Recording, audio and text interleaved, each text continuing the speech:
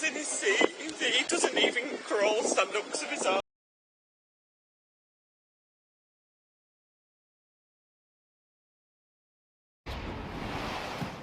Taking you to Blackpool Crown Court, DCI Andy Fellows from Lancashire Police. Detective Chief Inspector in Lancashire's Force Major Investigation Team, and I just wanted to say a few words on behalf of the investigation team, and then I'll read a statement on behalf of Preston's biological mother, Sarah Davey, and Sandra Cooper, a foster carer who looked after Preston for the first 9 months of his life.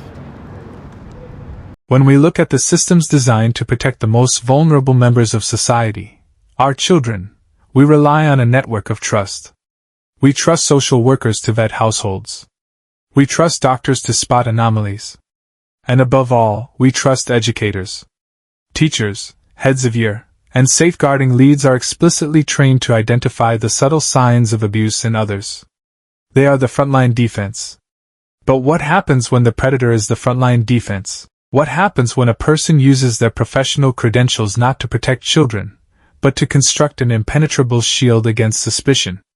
In mid-2026, a trial at Preston Crown Court exposed a devastating flaw in human nature and institutional bureaucracy. It culminated in the conviction of Jamie Varley and John McGowan-Fazakerley for the abuse and murder of 13-month-old Preston Davey. This case study is more than a timeline of a tragedy. It is a chilling examination of what psychologists call the halo effect, where a person's respectable profession blinds the authorities to glaring red flags. Today, we are going to look at how a master manipulator exploited the system, how a happy child was failed by the very people paid to protect him, and what this means for the future of child safeguarding globally. To understand the absolute horror of what happened, we have to look at the first 9 months of Preston Davey's life. Born 4 weeks prematurely to a biological mother who was entirely unable to care for him, 5-day-old Preston was placed into emergency foster care with Sandra and Paul Cooper. By all accounts, Preston's time with the Coopers was defined by safety, love, and joy. In court, Sandra Cooper described Preston as an absolute light. He was a vibrant, giggling little boy with what she called sparkly, smiling eyes. He hit every developmental milestone early. He was thriving, safe, and deeply loved. But foster care is designed to be temporary, a bridge toward permanent adoption. In early 2023, Preston's case was handed to an adoption panel. They were looking for a permanent, stable home. On paper, they found the gold standard. Jamie Varley, 37, was a secondary school teacher and a head of year at an academy in Blackpool. Let that sink in. His daily job involved managing student welfare and enforcing child safeguarding policies. He knew the law, he knew the terminology, and he knew exactly what social workers looked for. His partner, John McGowan-Fazakerley, 32, was a highly successful regional sales manager in the financial sector. Together, they presented an image of an affluent, educated, and stable couple eager to provide a privileged life for a child. The adoption panel approved them without hesitation. On March 31, 2023, Preston was officially placed in their care. His foster parents wept as they said goodbye, but they comforted themselves with the belief that Preston was going to a home where safety was a professional guarantee.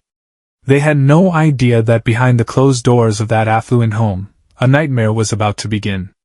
The illusion of the perfect home fractured almost immediately, but only in the dark.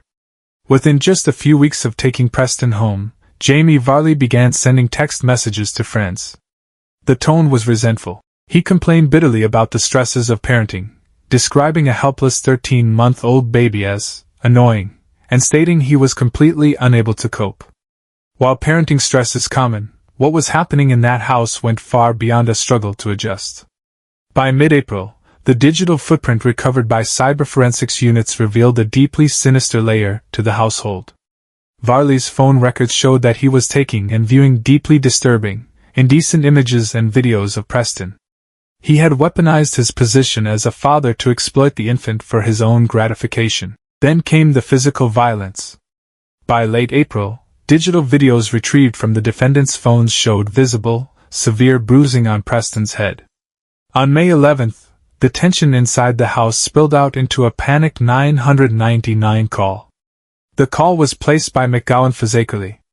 But before the emergency operator could fully engage, Varley's voice could be heard in the background, sharp and commanding, telling his partner to put it down. The line went dead after just 4 seconds.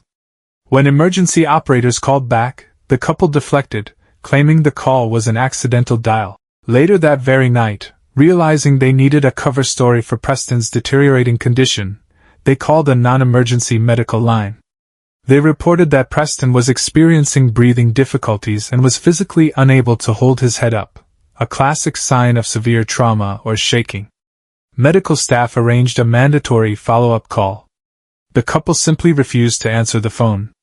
The next morning, a routine health visitor arrived at the property. Standing face-to-face with a medical professional, either Varley nor McGowan-Fazakerley mentioned a single word about the baby's illness or the emergency calls from the night before.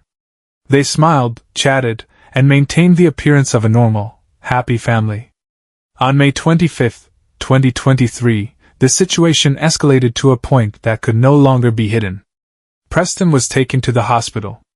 Jamie Varley smoothly explained to the triage nurses that the baby had suddenly suffered a random seizure. Because an unexplained seizure in an infant triggers automatic safeguarding protocols, the hospital staff notified the police. Detectives from the local child protection team were dispatched to the hospital. This was the moment the system was supposed to work. This was the safety net. But here is where the halo effect proved fatal. Varley did not talk like an abuser. He talked like a colleague. He used the professional vocabulary of an educator. He was calm, articulate, and deeply concerned. The medical staff at the time indicated to the police that there were no immediate clinical signs of non-accidental injury. The explanations provided by the affluent, professional couple were accepted at face value.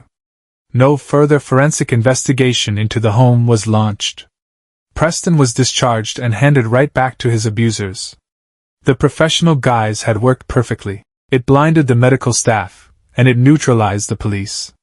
Exactly 2 months later, on July 27, 2023, emergency services received another call from the residents. This time, there was no deflecting. Preston was rushed to Blackpool Victoria Hospital via ambulance. He was completely unresponsive, cold, and in full cardiac arrest.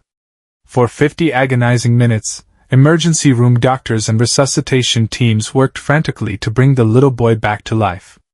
But the damage was too severe. At 13 months old, Preston Davey was pronounced dead. Even in the immediate aftermath of Preston's death, Jamie Varley kept playing the part.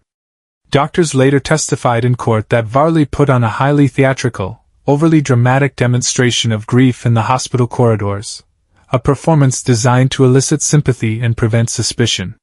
He spun a narrative to the investigators. He claimed he had left Preston unattended in the bath for a mere 2 minutes, and returned to find the baby slipped beneath the water. But science does not care about a performance.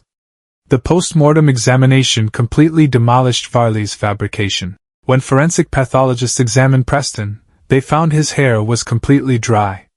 He was wearing a dry diaper. Crucially, there was no water found in his lungs or airway.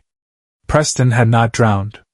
The true cause of death was acute upper airway obstruction. Preston had been intentionally, brutally smothered. As the autopsy progressed, a catalogue of horrors emerged. Pathologists discovered a staggering total of 40 separate traumatic injuries inflicted upon Preston's tiny body. These weren't recent injuries from a single accident. They spanned weeks. They included severe internal and external trauma to his mouth, throat, bladder, and bowel. The forensic evidence explicitly proved a sustained pattern of physical and horrific sexual abuse leading right up to the day he died. The trial at Preston Crown Court lasted 8 grueling weeks. The defense tried desperately to minimize the digital evidence, attempting to paint Varley as an eccentric, sassy man whose text messages were just dramatic venting. But the mountain of forensic, medical, and digital data was insurmountable. In June 2026, the jury returned their verdicts. Jamie Varley was found guilty of murder, child cruelty, and multiple counts of severe sexual assault. Recognizing the unparalleled depravity of the crime and the breach of trust involved, the judge issued a whole life tariff. In the UK legal system, This is the absolute maximum penalty. Varley will die behind bars, with zero opportunity for parole. John McGowan-Fazakerley was convicted of child cruelty and allowing the death of a child. For his total failure to protect Preston, he was sentenced to 25 years in prison. Justice in the criminal courts was served, but the systemic questions are only beginning to be asked. Following the verdicts, England's Children's Commissioner, Dame Rachel de Souza, released a scathing public statement, calling Preston's case a massive safeguarding failure. She raised the definitive question that must change how child protection operates moving forward. Did the system fail Preston because of who his adoptive father was? Preston was seen by a battery of professionals, social workers, health visitors, hospital staff, and child protection police officers, in the final weeks of his life. Yet, because Varley was a respected head of year, his explanations were swallowed whole. The system suffered from a fatal lack of what experts call professional curiosity. Professional curiosity means looking past the clean house, past the high income, and past the school lanyard. It means asking the uncomfortable questions, verifying the excuses, and treating a teacher with the same objective scrutiny as anyone else. Preston's foster parents, Sandra and Paul Cooper, delivered an incredibly moving victim impact statement. They stated that their trust in humanity and the system is permanently broken. They look at a world where a child protection professional can turn out to be a monster, and they realize a title means absolutely nothing. An independent child safeguarding practice review has been officially reopened into Preston's case. It aims to dissect every single agency interaction to ensure that a professional facade can never again be used as a shield for violence. Preston Davey was a bright, happy child whose life was cut short by unfathomable cruelty and systemic blindness. His legacy must be a total overhaul in how we approach safeguarding, with total objectivity, unyielding curiosity, and a refusal to be blinded by respectability. Rest in peace, Preston. If you believe this case study highlights and critical conversation about institutional reform, please share this video and hit the like button to help it reach a wider audience. Leave your thoughts in the comments below on how we can better train agencies to look past professional facades. Thank you for watching, and stay vigilant.